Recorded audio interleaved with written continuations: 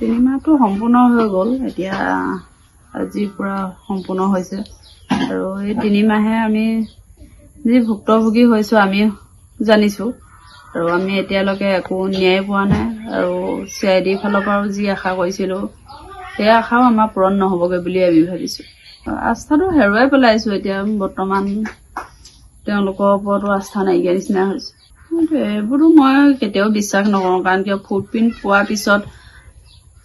মানুহজন বিচাৰি নোপোৱাটো সেইটো সাধাৰণ কথা নহয় তেওঁ মন্তব্য দিয়াটো কাৰণ কিয় তেওঁ ইমান উচ্চপদস্থ বিষয়া এজনে সেইটো কথা কয় কিন্তু মানুহজন উলিয়াই আনিব নোৱাৰে কিয় সেইটো এটা ৰহস্য আছে সেইটো কাৰণে আছে যদি তেওঁলোকে ৰাখিছে যতে ৰাখিছে তেওঁলোকে ৰাখিছে আৰু যেতিয়া উলিয়াই তেওঁলোকে উলিয়াব আৰু আমাৰ মতেতো আমিতো বিশ্বাস নকৰো যেতিয়ালৈকে উলিয়াই নিদিয়া মোক যিজনেই যি নকক মই কাৰো কথা মই বিশ্বাস নকৰো এতিয়া বৰ্তমানত নাই মতা আমাৰ এই মাহটো 6 তাৰিখৰ দিনাখন মাতিছিলে আৰু তাৰ পিছৰ পৰা এতিয়ালৈকে মতা হোৱা নাই এইটো কেতিয়াও সম্ভৱ নহয় আৰু কি কাৰণে তেওঁলোকে হত্যাকাৰী সজাইছে কি প্ৰমাণৰ ভিত্তিত সজাইছে সেইটো আমি বাৰম্বাৰ দাবী কৰি আহিছো মই আমাক জনাওক বুলি কিন্তু আজিলৈকে জনোৱা হোৱা নাই মানুহ এজন নোপোৱাকে তেওঁলোকে হত্যাকাৰী কেনেদৰে সজাব পাৰিলে সেইটো হেৰুৱাই পেলাইছো আৰু ৰাস্তাটো